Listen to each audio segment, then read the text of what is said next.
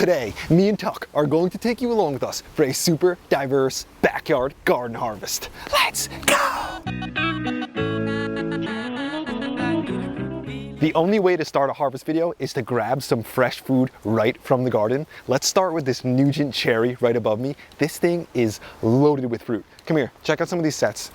Look at this, yellow cherry, super sweet, low acidity. Let me grab one right here. This is such a fantastic cherry because it has good disease resistance. It's also pretty resistant to cracking, and it is a pollinator for almost all other sweet cherries. It's a fantastic cherry. They taste amazing. So sweet, so good, an absolute garden treat and organically grown. Check out all the cherries up here. Look at these ones over here too. The amount of cherries is unbelievable. And then if you come right down here, you can see all these cherries. And then below that, we've got raspberries. So 2 harvests in only 1 spot. Some of these are getting a little past. These aren't my best raspberries. I'll bring you over to my yellow raspberries in just a little bit. But it's nice getting the extra harvest underneath one of your fruit trees. Nothing like it. We've got a lot of berries to harvest. The berries are really starting to take over. It's a great time of year to be in the garden, grabbing fresh snacks. Let's keep moving this way. The tower garden has pretty much finished. We grabbed so many strawberries from this one. Really nice stuff. Come this way. The sunflowers are looking great. The tomatoes are doing amazing. And the apples are setting up for some later production. This is the Liberty apple. Come this way. Check out all the tomatoes. They're starting to form on all these plants here. Some over here, just everywhere. So the spring veggies are starting to slow down, and the summer ones are starting to take over. And fruits too. Check out this back here. As we pass another Honeycrisp apple with a bunch of apples. Right here, the currants. There's currently so much fruit on them. Look at this. We're gonna harvest a bunch of these. More currants back here. This is one of those things you cannot get in the store. If you want to eat these, you got to grow them yourself. Then right over here, we've got a new round of gooseberries planted. These ones I just put in the ground this year, so they're not producing a lot just yet, but soon we're gonna get some massive harvest from these. I have other gooseberry bushes that we have ripe fruit on. The fruit is a little bit sour, but sweet too, and it has a fantastic flavor. And then check out the blueberries. These are the pink lemonade. We're gonna grab some fresh blueberries too. The first blueberries are starting to set up. And the peas in the back over here, these still have a bunch of peas on them. And we're gonna get our last harvest of peas. After I harvest all these peas, we're gonna get our cucumbers planted. One thing out, the next thing in. Come this way. Check out the squash down here. It's looking beautiful. In this bed right here, I have something really fun. I've got a garden experiment going on, and it's doing way better than I even expected, so I can't wait to share that. A lot of people think that there's a huge amount of space back here. So people ask me all the time, how big is your garden? My whole entire property is 1/3 of an acre, and I only garden on about 1/3 of that. So this whole thing, all these food forests, is only about 1/9 of an acre. It looks like more because the trees make it look bigger, but you don't need a lot of space to grow a lot of food, especially when you pack everything together. And when you know some techniques in order to get the most out of the fruit that you have. Check out all the blackberries. So many blackberries here. Gonna be setting up. Soon we'll be harvesting. Here is a small blueberry bush. The first one to start ripening. We got some fresh blueberries on here. Blueberry down here. Soon we're gonna be having so many blueberries to eat. Let's grab them. So sweet. Come this way. Let me show you these blackberries and how I get so much fruit on just one blackberry bush. See, if you notice right here, let me come over here. This blackberry right here, I cut it last year right here. And what happens is when you cut that, it encourages more side branching. If you notice on the side branches, that's where all the fruit is. This is on the 2nd year cane. So here's a 1st year cane. What we're going to do is just take it and cut it back to about 2 or 4 feet right here. That will encourage all that side branching, and it will just be covered with fruit, just like the other one was. Check us out over here though. I got some yellow raspberries. The yellow and the full gold mixed together. This is my favorite flavored raspberry. If you've never grown this one, you gotta get this one in. They're finished when they look like this. Look at the color of these. And there's nothing sweeter than these raspberries. They are amazing and they're loaded. Let's try these ones. Look at that, put the sun on it. Looks so nice. Incredibly sweet. Notice right here, these raspberries, these are the fall ones. What I did was I pruned the cane right there last year, and then it fruited all along the edges. So this cane right here, this is a new cane. This thing will fruit at the top in the fall, and you can either cut them all the way down and you'll get one big fall crop, or you could do what I'm doing. You let them fruit at the top, cut them back, and then the next year, which is here the second year, you'll get fruit all along the edges. I like to do both ways. So these ones over here, I pruned them after the first year so I can get an early harvest. These ones right here, I prune them all the way to the ground so we'll get a late harvest. This way I'm continually getting berries. The classic Overbearing raspberry, can't beat it. Also called the fall raspberry, they're basically the same thing. Let's swing around and check out some more stuff, like the amount of grapes on these vines over here. And me and Tuck wanted to mention something, that if it's your first year, stick with it even if things aren't going well. You don't even know how much you learned the first year. Everything you learned, you could invest that into the next year, and it's like a fruit tree. You're not gonna get fruit the first year. You have to invest a little time, but in the future, it'll just produce so much fruit for you, you won't even be able to keep up. That's how gardening is. You gotta invest some time and you'll get so much back. You'll be so glad you did. When you plant one seed, say like one tomato seed, you don't get one tomato seed back, you get hundreds and hundreds of seeds. And that's the same thing with the whole entire garden. Come over here. Check out the amount of grapes. I'm gonna have to prune some out because I have too many, but when it looks this good, it's hard to go out and cut them because I know we're gonna have some huge harvest this year. We're gonna be eating them fresh, making jelly. Heck, maybe we'll even make some wine this year because we're gonna have so many. Come this way. Over here, actually, swing here, I just wanna show you these. Look at this under here, these grapes too. It's the same vines. I'm going to be trading them over to this trellis. So we have a bunch of grapes growing on this trellis. There's already some here, but overall, I think it looks really cool. And then come down here. Here we've got a small Ruby Perfection cabbage. I've got a bigger one that I'm gonna grab. These ones look so cool when you slice into it. I'll show you what it looks like. And this one over here is a Romanesco broccoli. It separated a little bit. I should have grabbed it a little earlier, but look how cool the spirals are on this thing. It's got that classic flower of life spiral. So incredible, and nature paints the most beautiful pictures, and it also provides us with an insane amount of food. Let's hop over to the other food forest and grab some more harvests. Let's hop into the other food forest. We got the little boss with us here. We'll grab him a carrot, but first, check out this bed. Some of these cabbages we're gonna grab. Some beautiful squash in here, the cilantro flowering, bringing in a lot of pollinators. And look at this Ruby Perfection cabbage. We're gonna grab this one, nice and dense. Let me harvest this. Just cut it out. Oh yeah, it's gonna be some nice weight to it. Look how beautiful that is. Let me hold it up next to me. We're gonna cut it open and see what it looks like. Look at this.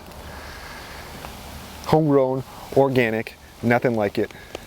The beauty too, it's amazing. Let's crack these leaves off. This thing doesn't want to give up. It's pretty strong.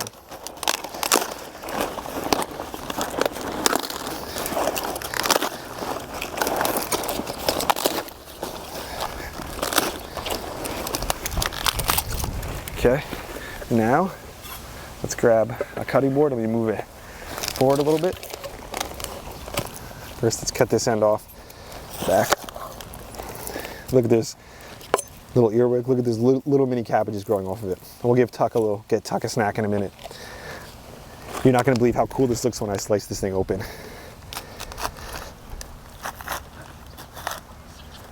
Get out of there, Tuck. Careful, boy. Look at that. So dense too. Really tight, no bugs. We use the BT and it keeps out the cabbage worms and the cabbage loopers, and we can grow organic food consistently like this. Tuck's snacking on a little piece of the cabbage. Tuck, want a carrot? Maybe we should get this guy one of his all-time favorite snacks. Come on, Tuck, let's grab a carrot. Let me move this knife out of the way and then come up here. We're gonna grab this purple cauliflower right here too. Look at this thing. How cool is that looking? Oh my gosh. I'm gonna cut this one out. We swing around to the other side. And we showed you this raised bed. We filled the thing with logs and sticks. There's only about 12 to 14 inches of good soil. So we didn't have to pay a lot to get this bed filled. Oh man, this one's really heavy.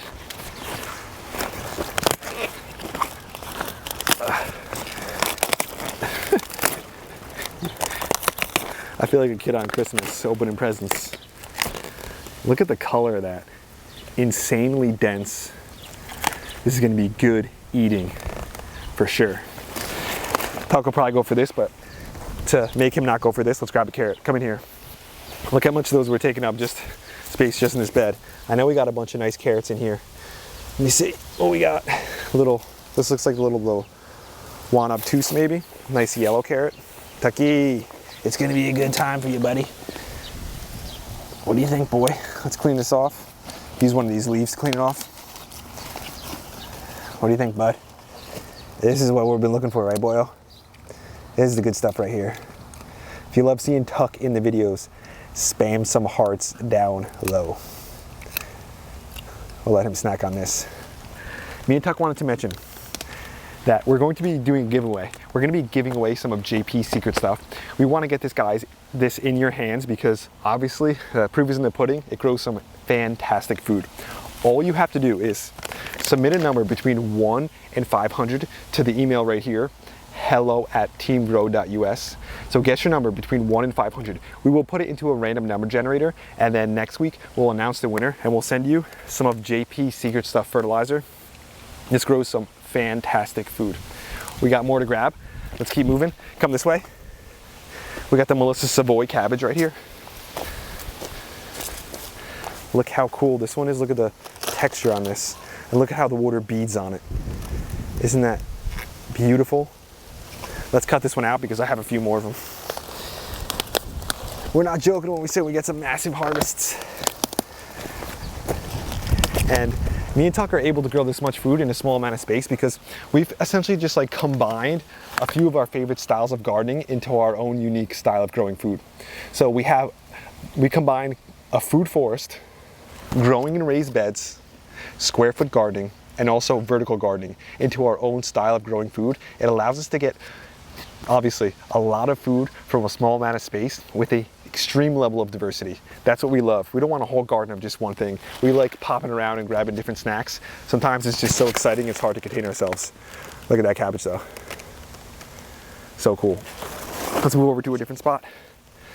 As you can see how we're getting using that vertical space, we're growing our tomatoes and stuff vertically. Check out these tomatoes, loaded with tomatoes. These ones are ahead of our other ones, looking really nice.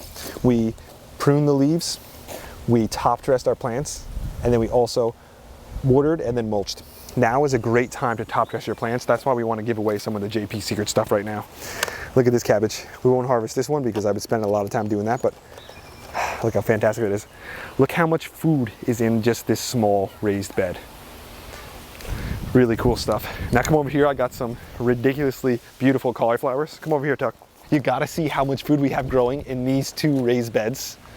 And it looks beautiful. Some of the flowers are starting to come in, like the chamomile over here.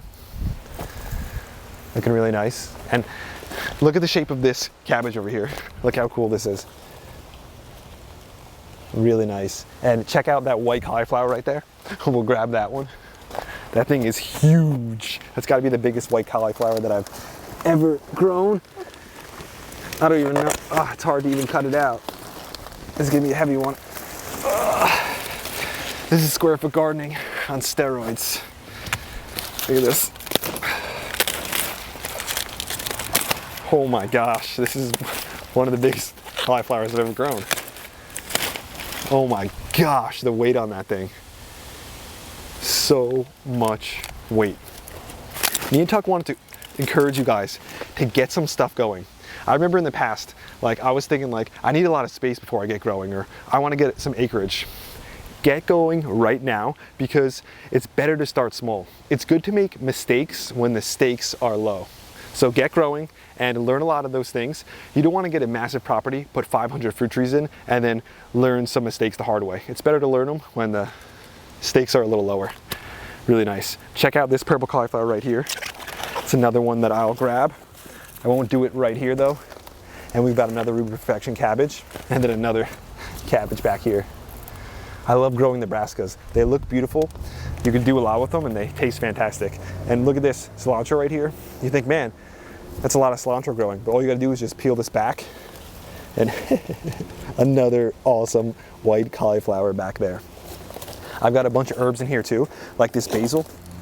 When it comes to your basil, when it starts to flower, like you can see right there, what you wanna do is prune this back. So what I'm gonna do is prune this here. That's gonna encourage these other side branches to shoot out, and that's gonna delay the flowering. It's gonna allow the plant to grow longer and produce longer. So we'll just come through, and then we can use this basil too. It smells really good. And that'll allow us to get a longer season for this basil. And the flowers are starting to come in. I got a bunch of zinnias planted because they're one of my favorite looking flowers. Before I let you go, I gotta show you these blueberries over here. Check out the amount of blueberries on here. I almost feel bad for the plant it has so many on it. I gotta stay on top of watering. I'm gonna top dress with some fertilizer just to make sure it has enough nutrition and water to produce all and finish all these berries. And here's the pink lemonade one right behind it. This one's a little further behind time-wise, but it's gonna have a massive harvest too. This time of year, we're also getting the black cap raspberries. So I'm gonna grab some and I'll show you me grabbing a few of them. They're one of my favorite all-time raspberries. Overall, that's today's video, growers. Thanks for watching. We hope you enjoyed it. We hope you got something out of it. Me and Tuck hope that these videos, they encourage you to get out and get some stuff growing. We are not doing anything special back here. We just learned over the years what works for us and then kind of doubled down on that, doubled down, and also refined what we're doing. That's why we make these videos, because we want to show you guys that not only can you do it, but we want to show that what we're like teaching you in some of the other videos, the how-to videos and stuff, that it actually works. This is the proof. Just take a pan around. Look how much food is back here. Everything that we're growing is an edible. Grapes along the fence line, hazelnuts up top there, tomatoes, strawberries, anything you can think of. If it grows in New Jersey, we're growing it. We've got a bunch of persimmons we didn't even show you. It's endless, the amount of food. And every year we can get bigger harvests because we learn more.